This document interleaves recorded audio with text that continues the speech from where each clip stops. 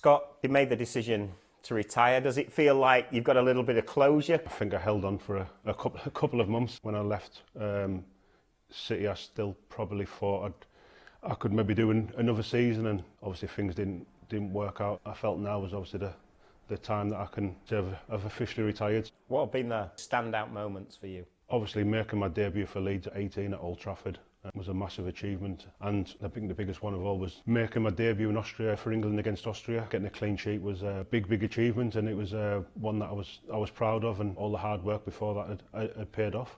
And how do you reflect on your career? I think when I first started out and moved out of a little tiny village in Cumbria at 16 to go for Leeds, I could never have imagined it would have turned out the way it did. When I first signed on loan from Derby, it was right. There's not too many options about, so let's have a look at it, see if I can learn, obviously off Pep, off the goalkeeping coach there, and see what happens. Then look next season and see if there's something else. And then it obviously just led from 1 year to the next, and just kept rolling for 6 years. So obviously I look back at it now, and you obviously see people taking the mick with the trophies and things like that. Obviously it wasn't me who won them trophies. I was fortunate enough to be there at a time when they've been really successful, so hopefully I helped her in one way or the other. You mentioned Pep.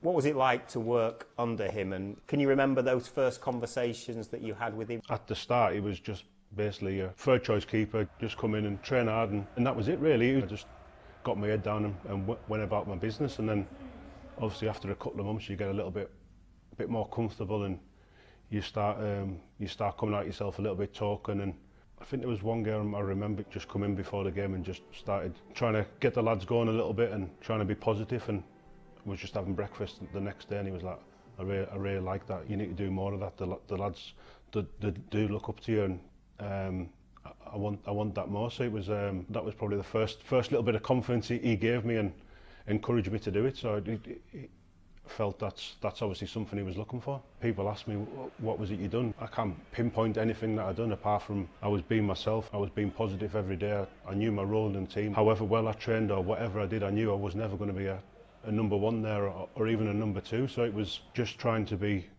the best person around the club on a day-to-day basis, and especially obviously the day after the games where we'd have a training session, and the ones who hadn't played on the Saturday, they were a little bit disappointed and maybe weren't too happy about training. So it was down to me, I suppose, to try and pick people up. Can we just take you back to the treble winning season? What was it like to be part of that squad? The team spirit that we had that season was just, I don't think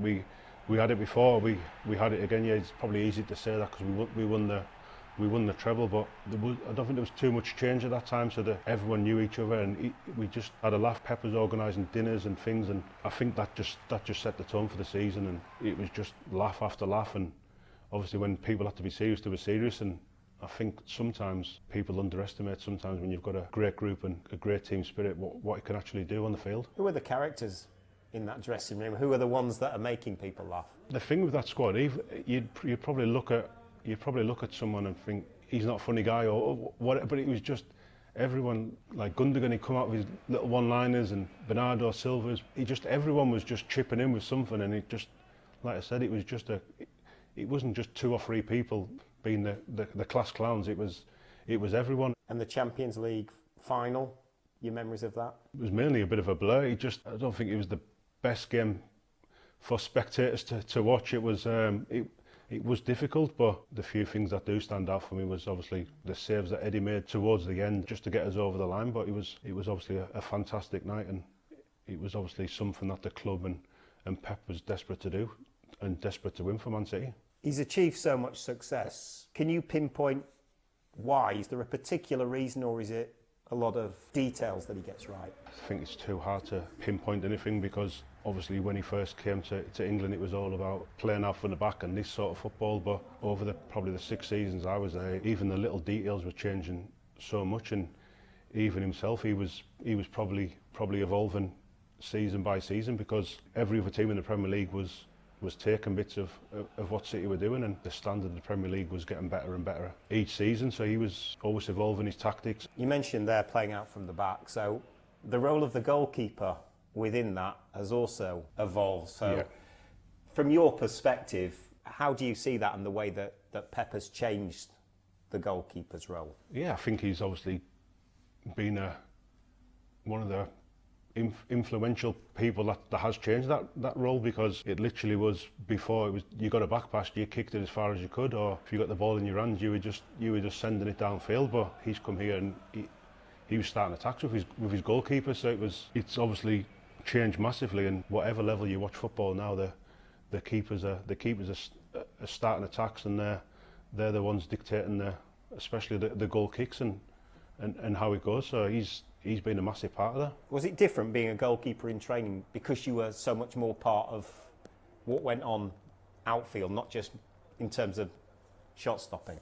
Yeah, it was, but obviously I wasn't the one getting ready to play on the Saturday. So, but no, the training that he did, obviously the keepers were massively involved in that, and like I said, there was a lot of repetition of this is the way we're going to build up today, and he would do it. But obviously he's had fantastic keepers that can play out from the back, and he had probably the best that's ever been in Ederson. So when you've got someone like that, it obviously made his job a little bit easier as well. You worked with Ederson day in, day out. Just how good is he? He's definitely up there with the best I've seen, and he's definitely been one, if not the best keepers the Premier League's seen. And I think his all-round game was 9 out of 10, 10 out of 10 for everything. And how do you see the goalkeeping situation now? I don't think they're struggling for quality anyway. That's for one thing. So no, obviously you look at squads, and I don't think there's many better goalkeeping departments now at Man City with the 4 keepers that they've got. It is a nice situation for the club to be in.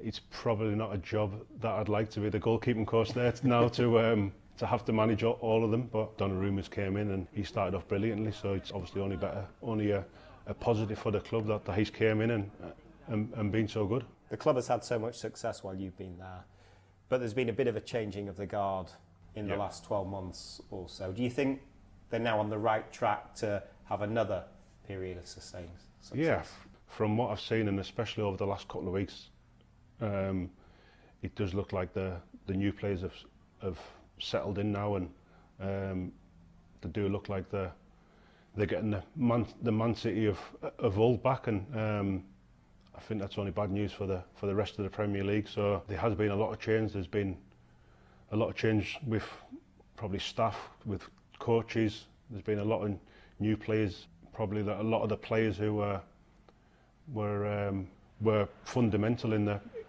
lot of the success over the last few years, they've moved on. So there is going to be time for change. But I think the situation we're in now, it definitely is going to be a good season for them.